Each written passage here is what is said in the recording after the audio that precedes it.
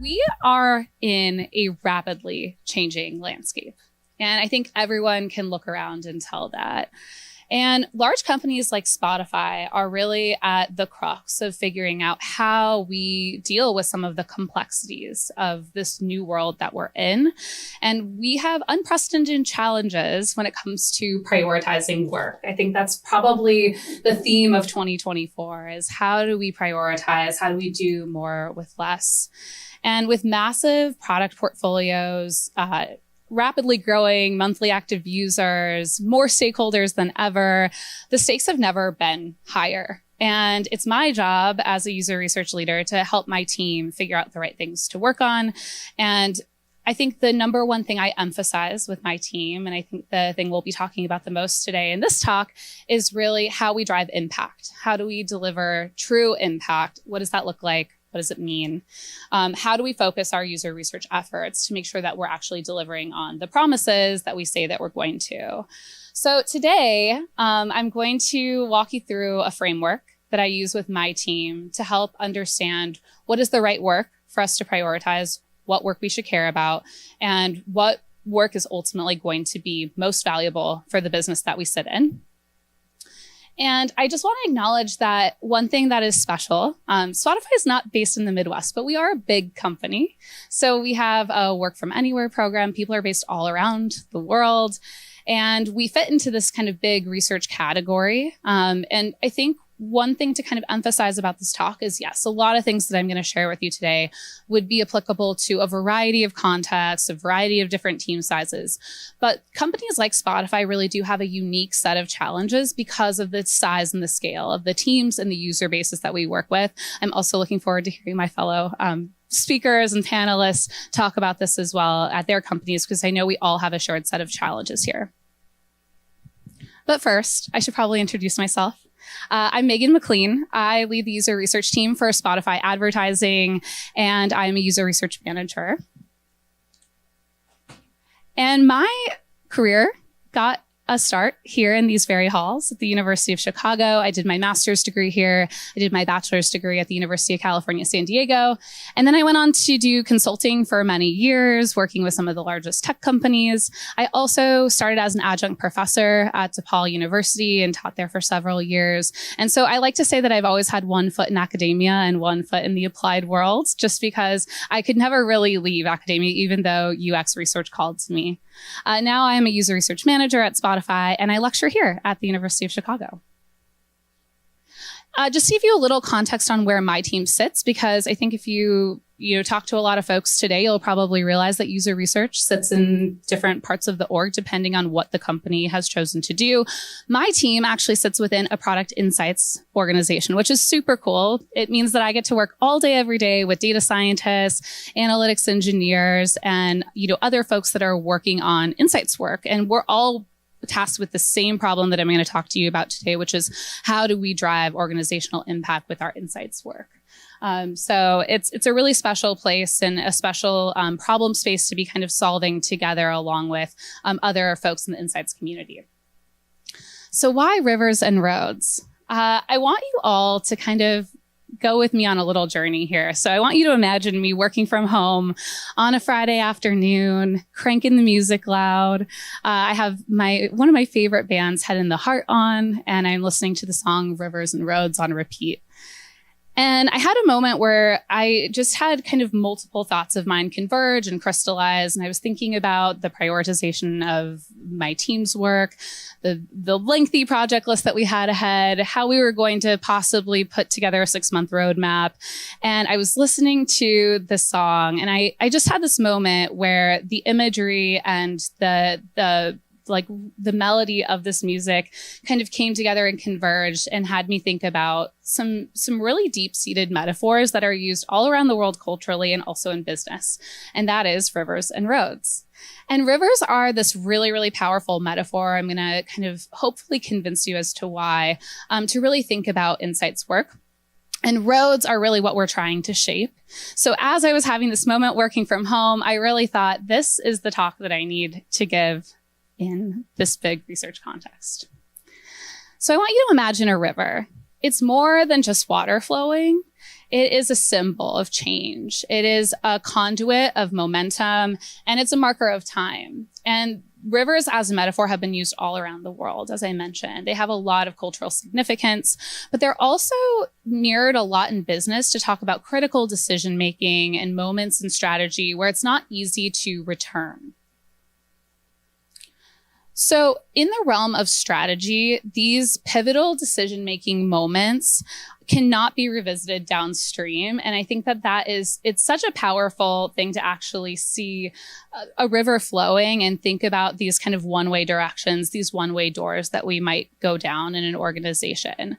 But they also represent this passage of time and this true forward momentum, this kind of one-way pull that the water currents have. And in addition to kind of the momentum aspect, they also represent time. And entering the current at the wrong time can have some pretty severe consequences, especially for large rivers. The other thing that strikes me about rivers, and part of the reason I wanted to kind of bring them into our metaphor here, is that they're a naturally occurring abundance of water. And as researchers, we are dealing with so much data. The volume of data that we have access to in these large companies is crazy. And so figuring out where to start, where to pinpoint, what to look at first from both a data science and a user research perspective is a really big task for us. So I think the metaphor of water kind of helps paint a picture of what we're doing as insights practitioners. Now I want you to imagine a road, and you can imagine kind of a path stretching onwards, yes. But I also want you to think about some of the things roads symbolize. They are a symbol of progress. They are how we get from point A to point B, but they also represent a plan of execution. Roads in their simplest form are really how we navigate from one destination to another. They guide our physical journeys and they help us navigate complexities. They give us a path to follow. They give us a source of vision, something to actually follow, a North Star. And when we talk about vision, we talk about the blueprints of how we should be going about incremental steps in product development.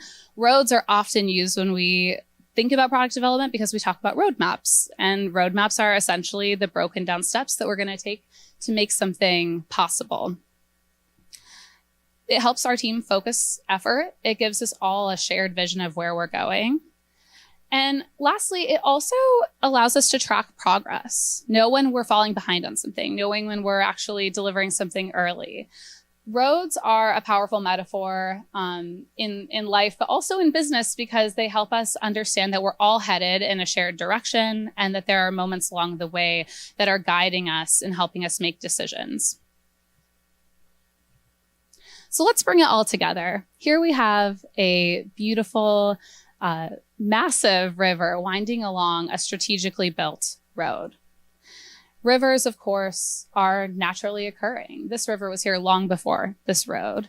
They are natural veins in our landscapes. They're constantly flowing. They're constantly changing. They're constantly influencing the world around them. And like insights work and user research, they present raw energy of discovery and change. And if harnessed effectively, they propel us forward. On the other hand, roads are man-made. They are constructed. They are constructed with influence from the natural surrounding landscape, but they are clear, they are purposeful, and they are, paths to get from point A to point B. Much like strategic planning, roads really represent the deliberative efforts to chart a course through goals and define milestones.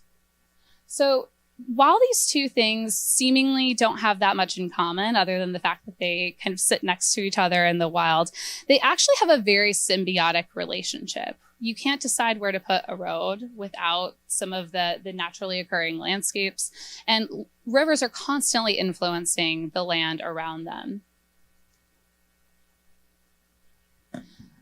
My argument to you today is that insights needs to enact the qualities of a river. So rivers are constantly evolving, they're constantly flowing, and we are really tasked with dealing with this dynamic nature in our work. our problem space, what our users are doing, what they're thinking, what their pain points are, is constantly evolving as our products are evolving. So we as an insights team need to be dynamic and as flexible as a river. We're also a source of energy. And I don't just mean that in terms of what we deliver. I truly believe that insights teams bring a lot of energy to the work that we do. And we are tasked with informing a product team to help make really important decisions, to help know what to develop. And our source of energy, much like the momentum of a river, is palpable when we're influencing the right kinds of decisions. Rivers are also informative. They carry sentiment and actually settle debris, and it tells a lot about the natural world. I don't know if we have any geologists in the room, but they would probably appreciate a special shout out here. Rivers do tell a story. They're very informative. And much like rivers carry kind of these sediment and debris that tell about the landscape, we tell a lot of valuable information about our users' experiences, pain points, and we help inform those strategic decisions. Rivers are impactful. As we've discussed, they shape quite literally the landscape around them. And it's our job to shape those critical decisions as well. And the fact that rivers are continuous in flow mirrors what we should be doing as insights practitioners. We should be constantly working to push an organization forward, identify new, novel, surprising insights. Our insights work needs to inform the construction of roadmaps. We do this in a few different ways. We identify user needs and pain points and help the product teams that we work with understand what needs to be changed, what we need to do differently, how a product should be built. We set the strategic direction and tone based on a customer-centric or user-centric point of view. And we help prioritize features and initiatives so that we have a clear sense of the work that needs to be done and what work is most critical. Our work is really intended to inform the most important decisions that a business can make based on data-driven insights derived from our work. So I'm going to pivot for just a minute and shift from our natural metaphors to talk a little bit about user research, and specifically one of the aspects of informing these roadmaps that gets really difficult, and that is prioritization. Prioritization in large companies is by far one of the most important things, and also one of the most challenging things that we do as user researchers and user research leaders. And we need to really focus on specifically tackling the decisions that inform the most critical decisions for a business. Yes, there is a lot of data out there. There's a whole ocean of data. There's a whole river of data. But we really need to kind of focus our efforts on doing the work that is going to deliver the biggest impact and the biggest value for the business. This targeted approach really helps ensure that the resources that we have, and sometimes they are quite limited, are effectively used in order to obtain the thorough understanding of user needs that we need in order to make these critical decisions. And all of this is in service of making sure that we don't get too far downstream in service of the wrong work. Our job is to really help unblock and make sure that the work that we're prioritizing and the work that the business is ultimately prioritizing is going to help mitigate risks or provide opportunities downstream. So at Spotify specifically, our high volume of projects, initiatives, stakeholders is really what presents the biggest challenge for our user research team. And I want to kind of paint a picture of what that looks like. So my team at Spotify sits in a business unit of 1,500 people, and about 500 of those folks are in R&D alone. And my team is 5 user researchers. So we have a high volume of stakeholders. We also serve a lot of different customers. To kind of talk about 3 of the primary customers we work with. We obviously think a lot about our listener experience and what that looks like and how it shows up in the app. But we think a lot about our advertisers' experience and the tools that we're building for them to monetize and to hopefully have success on Spotify. We're also thinking about creators. We're thinking about publishers. We're thinking about artists and how they can make a living off of their work. There is a lot of complexity when it comes to prioritizing at large companies like this. And if it doesn't paint a picture to kind of have an understanding of just the customer base alone or the stakeholder map, I want to draw attention to a few other important things. The one is the diverse projects that are going on at any given time. And I don't mean projects for my team. I mean projects that are going on across the R&D org, the number of product managers and what they own and what that looks like in a very concrete way. There are numerous teams building. So if you think about our stakeholder map, it's quite extensive. There are a lot of different people that we need to kind of keep a pulse on to make sure that we have the right inputs. And I think not only making sure that we have the right people and the right inputs, but also making sure we're getting it in a timely way. I think we need to really think about time more than most other disciplines, because if we want to make decisions with insights, that means we need to be thinking about the insights work before any other subsequent work begins. So us being proactive and figuring out where upstream the work needs to start and how to influence the downstream impact is really very critical in a large company. We also have resource constraints. We all do. I think this will probably resonate with all user researchers in the room, but it's not just people. It's also time, it's budgets, it's a lot of other things. And to be successful, we really kind of need to be operating within a constrained environment. A little bit more about my team at Spotify. I've kind of given you a size and scale, but I want to talk a little bit about the products that we work on to kind of paint a picture of how many different experiences my team is thinking about and what that prioritization and competing priorities can look like. So I mentioned that we think a lot about the listener experience. That really manifests in us thinking about our ad formats and machine learning. So everything that you see in the Spotify app, everything that serves to users is something that my team would own and work on. We also think about our entire enterprise suite of advertiser tools. So we have our Spotify Ad Studio and all of the different components and product areas within that. And then finally, we also have our targeting and measurement capabilities for our advertising clients to make sure that they're reaching the right people at the right moments, but also to make sure that the end experience feels good and feels relevant to our listeners.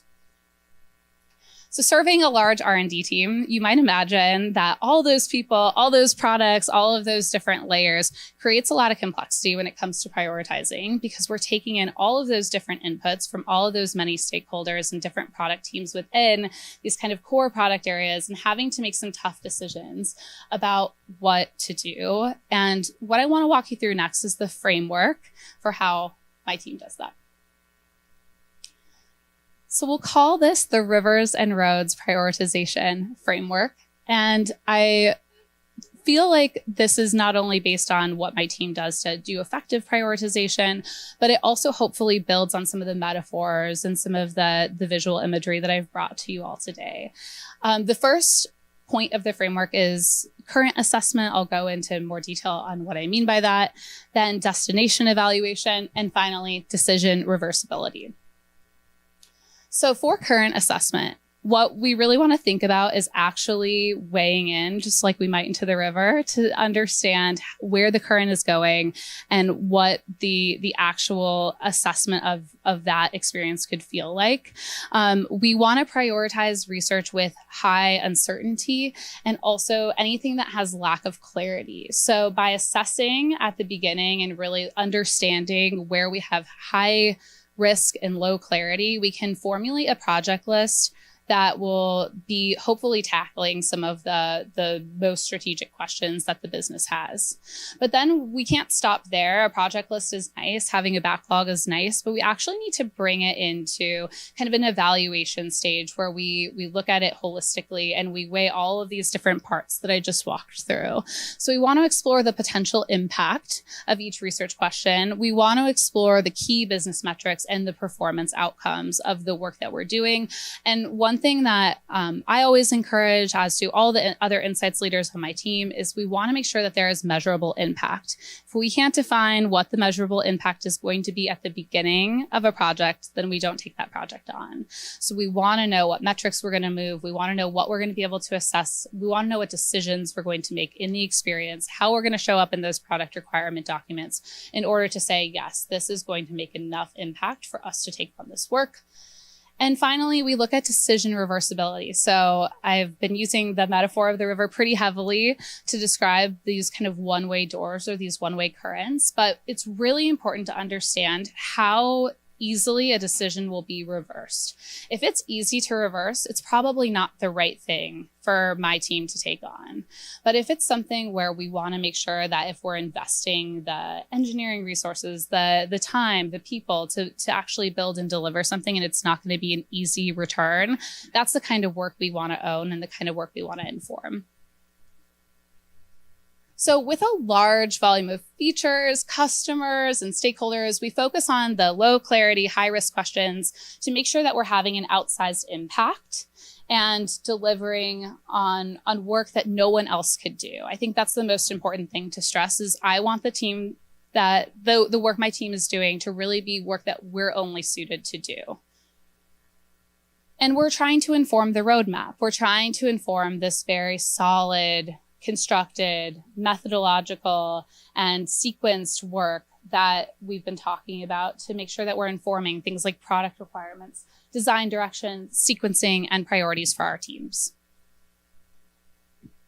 So today we talked a lot about the metaphor of rivers and roads to better understand prioritizing research at large companies. And I want to bridge the fluidity of insights rivers and structured paths of roads that we've discussed today, because we want to make sure that the wealth of data that we have and the high volume of input that we could be kind of taking in at any one given time is actually constructing the right set of priorities for the business. So we're marrying up these ideas of execution and delivery with kind of this very large and fluid world that we live in as insights practitioners. We want to make sure that the insights that are gleaned from our work are instrumental to the trajectory of our business partners, to our product partners, because we want to have tangible outcomes. We want to have return on investment. We want to be able to make sure that people understand the value of the work that our team is contributing. And we want to make sure that in addition to having a user-centric portfolio, that we have things that we can measure in terms of the impact for the business. So I encourage you all to try out the framework. Hopefully that will help in prioritizing projects and making decisions about what your teams will take on too. And I just want to thank you for being here and thinking big with us today. Let's continue to explore and innovate and build user-centric products.